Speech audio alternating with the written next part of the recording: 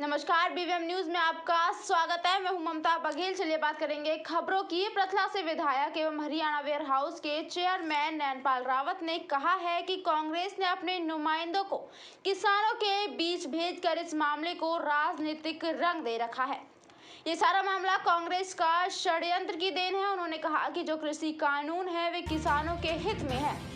मामला supreme court के संज्ञान में है और इसको लेकर एक कमेटी बनने जा रही है जिसमें किसानों को बुलाया गया है। रावत गांव पियाला में लगभग 35 लाख रुपए के विकास कार्यों का उद्घाटन करने के बाद एक जनसभा को संबोधित कर रहे थे। उन्होंने कहा कि प्रधानमंत्री नरेंद्र मोदी ने अपने भाइयों को सत्ता में रहते हुए 1 रुपए का सहयोग नहीं किया तो फिर अंबानी और अडानी की हिमायत करने का सवाल ही नहीं उठता।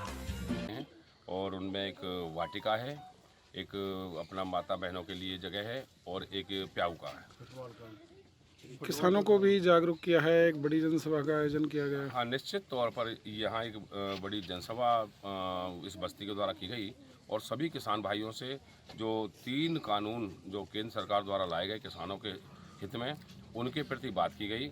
और निश्चित तौर पर हमारा जो क्षेत्र है वो किसान बाहुल्य है, लोकल क्षेत्र है। इसके बावजूद भी निश्चित तौर पर जो किसानों के प्रति जो आय बढ़ाने की बात है, किसानों की फसल को एमएसपी पर खरीदने की बात है और कॉन्ट्रैक्ट फार्मिंग में अपनी मर्जी से हम जो ना किसी को हम ये अपनी खेती दें करने के लिए, तो उसको लेकर के मेरे किसान भाई पूरी तरह संतुष्ट हैं और इस बात पर उन्होंने मोहर लगा दी है। पूर्व मुख्यमंत्री लगातार हमलावर हो रहे हैं, कह रहे हैं ड्रामा कर रही है बीजेपी।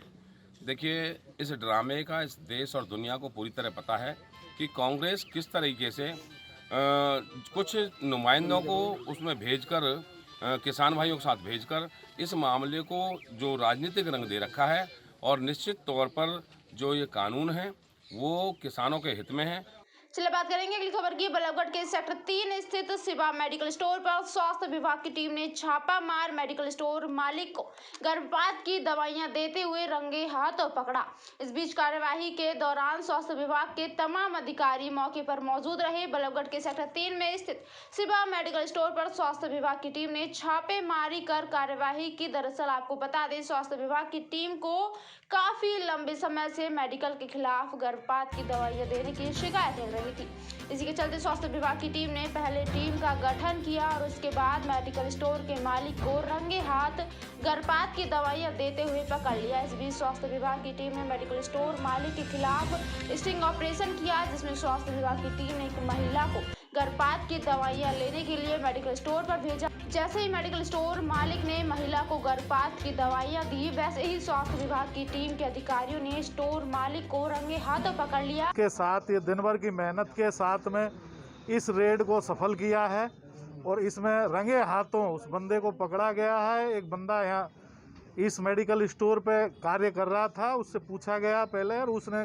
थोड़ा समय दिया कि कुछ समय बाद मैं मुहैया करा दूंगा और वो सभी चीज़ें रेड हैंडेड प्राप्त कर ली गई हैं। जो नोट थे उनके नंबर बाकायदा लिखे हुए थे वो भी रिकवरी हो गए हैं और बाकी ये सारी कार्रवाई जारी है, चल रही है। कैसे तो क्या पूरी तरीके से स्वास्थ्य विभाग की टीम ने पहले ही सारी तैयारियां कर ली थी, किस तरीके से मतलब दवाइयां लेनी है बाकायदा उसको था, वो किस तरह से तैयार किया गया, रणनीति कैसे तैयार? ऐसा रणनीति पहले से ही हमारी प्लान होती है। इससे पहले भी कई रेडें हुई है और इसमें एक डिकॉय होता है, हमने एक फर्जी ग्राहक बनाना होता है और वो फर्जी ग्राहक पहले संपर्क करता है जाके और उसके बाद में वो सारी बात होने के बाद सारा फ़ोन पे इनकी वार्तालाप चलती रही और उसी को फॉलो करते करते ये तय हो गया कि इतने बजे हम मेडिसिन देंगे आपको एमटीपी की और आप यहाँ पे आ जाना। तो दुकानों के सामने बुलाकर इसको, जो यहाँ पे एम्प्लॉय लगा हुआ है ये दीपक, उसने उसको दवाइयाँ दी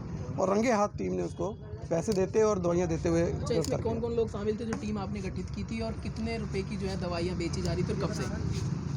ये कब से बेची जा रही हैं ये तो कहना बड़ा मुश्किल, इसके पर विभाग को काफ़ी देर से सूचना मिल रही थी इन चीज़ों की। और टीम में डॉक्टर हरजिंदर, मैं एसएमओ सीएससी खेड़ी कलां और डॉक्टर हरीश आर्य जो नोडल अफसर हैं वो थे और डीसीओ साहब जो है ड्रग कंट्रोल अफसर और डॉक्टर हमारे राखी हैं टिकाऊ के मेडिकल अफसर। वो किस नाम से मेडिकल स्टोर चला रखा है? ये शिवम मेडिकल। कितने कीमत जो दवाई की बताई जा रही है, कितने में बेचते थे ये 1200-1500 जो भी इनको ग्राहक जैसे भी मिलता था उसका में बेच दिया। सर अब छापेमारी की गई है तो क्या और भी दवाइयाँ इससे बरामद की गई? चलिए बात करेंगे अगली खबर की। भवानीखेड़ा शहर में स्थित एक संस्था के LBS इंटरनेशनल स्कूल के स्टाफ की लगभग 5 महीने से तनख्वाह नहीं मिलने से नाराज शिक्षकों ने स्कूल को ताला जड़ दिया और खंड शिक्षा अधिकारी कार्यालय में शिकायत पत्र भी सौंपा। स्कूली अध्यापकों का आरोप है कि स्कूल मैनेजमेंट द्वारा लगभग 5 महीने से उन्हें कोई वेतन नहीं दिया जा रहा और जो वेतन के नाम से उन्हें चेक दिए थे वो भी खाते में पैसे नहीं होने से बाउंस हो चुके हैं, जिसका स्कूली स्टाफ में इसका भारी रोष है। उन्होंने शिकायत पत्र के माध्यम से विभागीय अधिकारियों से समाधान की मांग की है। मौके पर पूर्व स्कूली प्रिंसिपल रचना तंवर ने बताया कि लगभग 5 महीने से स्कूल मैनेजमेंट द्वारा शिक्षकों को कोई वेतन नहीं दिया जा रहा, बल्कि उन्हें वेतन देने के नाम पर केवल आनाकानी ही की जा रही है। बार बार शिकायतों और मांगों के बावजूद स्कूल संचालक द्वारा उन्हें जो चेक दिए गए थे वे बैंक खातों में पैसे नहीं होने के कारण बाउंस हो चुके हैं, जिसके लिए भी स्कूल मैनेजमेंट से कई बार इसकी शिकायत कर चुके हैं, लेकिन वहां से भी उन्हें कोई समस्या का समाधान नहीं मिल रहा है। कोरोना समय में मैंने ड्यूटी करी, संजय बामल और निहारिका मैडम है, ये सारा गोलमाल कर रही हैं, कोई पैसा नहीं दे रही। 15 दिन के बजाय 15 दिन का टाइम दे हैं और 15 दिन के बजाय आज 1.5 साल हो गया जी, 5 पैसे नहीं दिए। गरीब आदमी साहब। क्या कुछ जिस तरह और स्टाफ को चेक दिया गया है या फिर और कुछ दिया, आपको भी दिया गया? नहीं जी, कोई मेरे को कोई चेक नहीं दिया, सिर्फ आश्वासन देते रहे कि हाँ जी आगे दे देंगे, जबकि वो फीस की रिकवरी स्टिल करते रहे।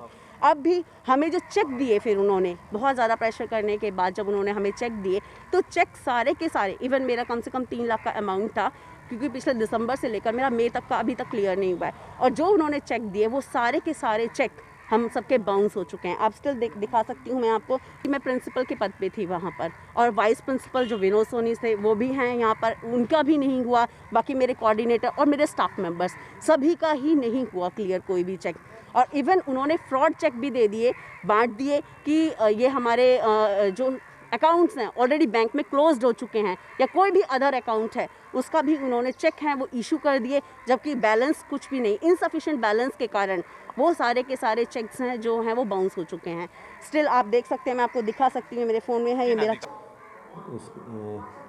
पूर्व कर्मचारी थे कई, और उनकी शिकायत है कि उनका वेतन जो है वो पेंडिंग है, वो दिया नहीं गया है। और उसमें मैंने यही कहा है कि जिसकी भी शिकायत है वो अपनी शिकायत जो है लिख के दे, ताकि नियमानुसार उन पर कार्रवाई की जा सके। किस स्कूल का मामला था और कितने दिन? LBS स्कूल का। बता रहे कि पहले भी कंप्लेंट दी गई है। ये जो रचना तंवर जो है, इन्होंने CM इंडो प्लेटफॉर्म पर कंप्लेंट की थी, और उसकी जो नियमानुसार जो जांच करके हमने रिपोर्ट जो थी वो, क्योंकि वहीं उसी प्लेटफॉर्म पे वापस थ्रू प्रॉपर चैनल जो है वापस देनी होती है, तो अब मेरे को नहीं पता इनके पास वो क्या रिस्पॉन्स पहुँचे। चलिए बात करेंगे अगली खबर की। कोरोना पर विजय पाने के लिए बलौगढ़ स्वास्थ्य विभाग द्वारा एक नई पहल शुरू की गई है, जिसके तहत स्वास्थ्य कर्मी शिक्षण संस्थानों में जाकर स्कूली बच्चों की कोरोना जांच कर रहे हैं। ऐसा ही एक नजारा बलौगढ़ के आदर्श नगर स्थित एक निजी विद्यालय में देखने को मिला। कोरोना महामारी से संघर्ष में स्वास्थ्य कर्मियों का अहम योगदान रहा है, फिर चाहे वह स्वास्थ्य कर्मी किसी भी राज्य, जिले या देश के क्यों ना हो, लेकिन बलौगढ़ स्वास्थ्य विभाग अपने स्तर पर जो नई पहल कोरोना पर विजय प्राप्त करने के लिए कर रहा है वो अद्भुत तो नहीं, लेकिन उदाहरण जरूर कही जा सकती है।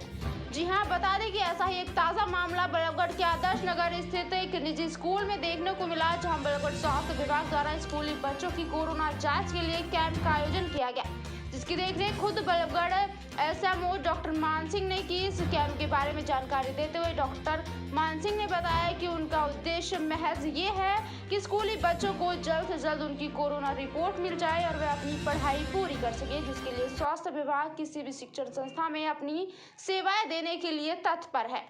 देखो, ये पूरे विश्व में महामारी फैली हुई है, जरूरत हर इंसान को है और बहुत ज़रूरी है। अभी सरकार के आदेश हुए हैं कि इन स्कूलों को खोलने से पहले इनके कोविड टेस्ट होने चाहिए। इसके लिए ज़रूरी था, हमने ये सारा, ये हमारे जितेंद्र जी है, हेडमास्टर जी हैं, यहाँ के चेयरमैन साहब हैं, इनसे भी बात हुई, और लास्ट में हमने विचार विमर्श के बाद एक निष्कर्ष पे पहुँचे कि हमारे हॉस्पिटल में लाइन लंबी लगी हुई है, तो इस इन्फेक्शन को कहीं ऐसा ना हो कि कोई बच्चा इन्फेक्शन की चपेट में आ जाए।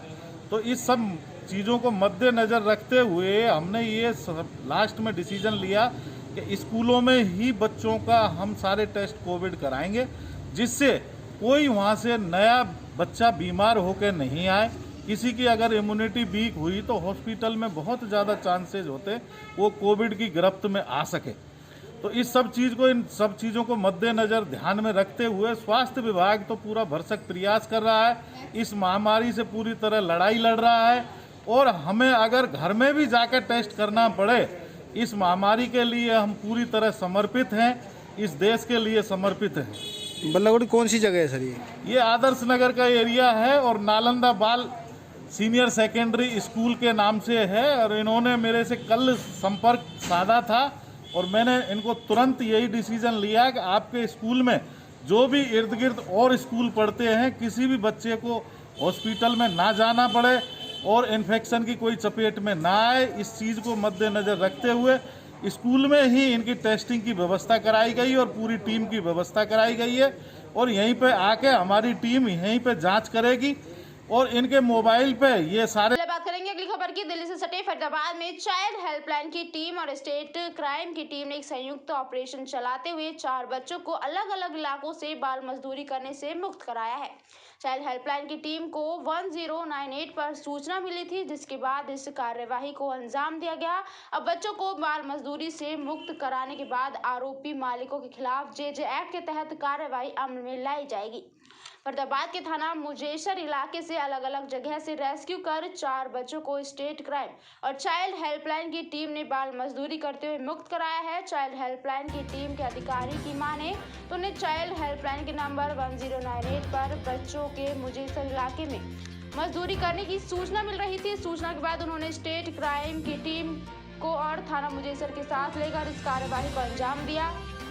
चाइल्ड हेल्पलाइन टीम के अधिकारी रविंद्र के मुताबिक 2 बच्चे एक वर्कशॉप से, 2 बच्चे एक सर्विस स्टेशन से बाल मजदूरी करते हुए मुक्त कराए गए। रविंद्र ने बताया कि वह समय समय पर अभियान चलाकर रेलवे स्टेशन, बस स्टैंड और अन्य जगहों पर लोगों को इसके बारे में जागरूक करते हैं कि नाबालिग बच्चों से बाल मजदूरी कराना कानूनन अपराध है। क्या शुभ नाम है, क्या डिजनेस है, वो बता दीजिए। मेरा नाम रविंद्र है, मैं फरीदाबाद चाइल्ड हेल्पलाइन में तैनात हूँ। रविंद्र जी, आज बच्चे रेस्क्यू किए हैं 4, क्या था मामला, कितने बच्चे थे, कहाँ से? हमारे पास 1098 पर काफ़ी दिन से कॉल आ रही थी कि अलग अलग जगह पर बच्चे काम कर रहे हैं। जैसे आज मुझे थाने में कॉल आई थी।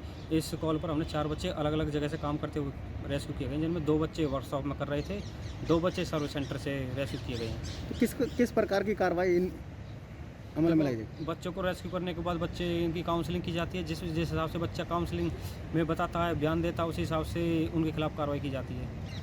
तो समय समय पर चाइल्ड हेल्पलाइन की और स्टेट क्राइम ब्रांच की टीम लोगों को जागरूक करती है, उसको कहीं ना कहीं फिर भी लोग इस तरह के बच्चे काम कर रहे हैं। देखिए, समय समय पर हम अपनी टीम से आउटरीच वगैरह कराते हैं सभी रेलवे स्टेशनों पे, बस स्टैंडों पर और सभी मार्केटों में, सभी थानों में हमने बोर्ड लगवा रखे हैं कि बच्चों से बाल मजदूरी कराना एक कानूनी अपराध है।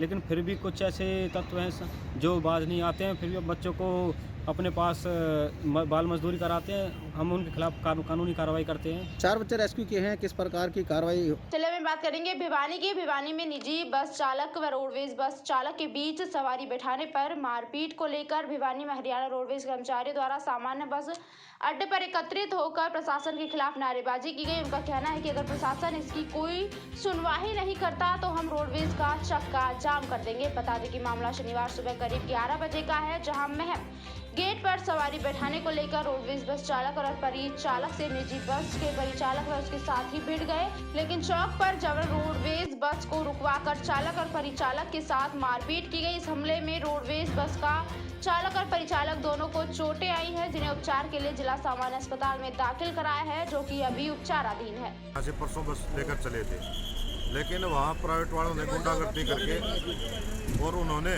बाकायदा हमारे कंडक्टर ड्राइवर के साथ मारपीट की है और वो आज तक हॉस्पिटल के अंदर भर्ती है। हम ये कहना चाहते हैं कि आज तक पुलिस प्रशासन ने कोई कार्रवाई नहीं की है। पता नहीं प्रशासन क्यों इतनी ढिलाई बरत रहा है। आज भी हम ये विरोध प्रदर्शन इसलिए कर रहे हैं कि ताकि प्रशासन को चेताया जाए।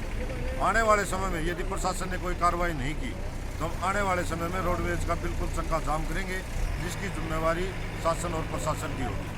आज प्रदर्शन है पूरे इसके अंदर और ज़रूरत पड़ी तो ये प्रदर्शन पूरे हरियाणा में भी होगा। इसलिए हम चेताना चाहते हैं कि यहाँ सर इसके ऊपर अफसर कार्रवाई करें और दोषियों को जल्द गिरफ्तार करें। कोई मामला नहीं, हम एक बात कहना चाहते हैं, जब कोरोना काल के अंदर हमारा रोडवेज का स्टाफ ईमानदारी से ड्यूटी कर रहा था, उस टाइम ये प्राइवेट वाले अपने घरों के अंदर दुबचे हुए थे। लेकिन आज हम जनता की सेवा के लिए उतर रहे हैं तो इन्होंने हमारे साथ झगड़ा करते हैं और लूटपाट की कोशिश करते हैं। चलिए बात करेंगे अगली खबर की। मुख्यमंत्री की रेवाड़ी में हुई जनसभा में काले कपड़े या काले मास्क लगाए हुए लोगों को जनसभा में एंट्री ना देना बेहद शर्मनाक कार्यवाही है। मुख्यमंत्री ने जो काम नगर परिषद द्वारा किए गए गिनवाए वे नगर परिषद के अधीन ही नहीं आते, वहीं दूसरी ओर मुख्यमंत्री का पूरा भांडा झूठ का पुलिंदा है। ये कहना ही पूर्व मंत्री कैप्टन अजय यादव का है, जो अपने निवास पर पत्रकारों से बात कर रहे थे। कैप्टन इतने पर ही नहीं रुके, उन्होंने मुख्यमंत्री के उस बयान पर कहा जिसमें उन्होंने रेवाड़ी जनसभा के दौरान कहा कि वह नारनौल में उन किसानों से मिले जो भाजपा की नीतियों से खुश है और उनमें कोई नाराजगी नहीं। तो लगता है सीएम नहीं जानते कि अभी तक किसान विरोधी नीतियों के कारण धरने पर बैठे 29 किसानों की मौत हो चुकी है। मुख्यमंत्री को गृह मंत्री और प्रधानमंत्री से मिलकर किसानों की समस्याओं का समाधान करवाना चाहिए, ना कि चुनावी जनसभाएं। सीएम साहब कल रेवाड़ी के अंदर आए यहाँ पर, जो उन्होंने कहा, क्या प्रतिक्रिया?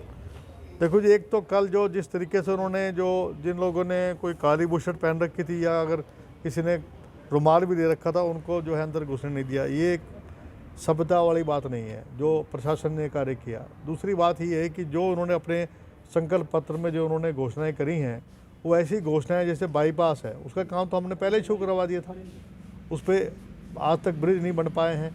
अब वो वायदे कर रहे हैं जो कि कमेटी का अंडर आते ही नहीं है। क्या अंडरपास, क्या बाईपास, जो उन्होंने घोषणाएं की हैं, क्या जो अपना स्टेडियम है उसका काम क्या म्युनिसिपल कमेटी करती है क्या?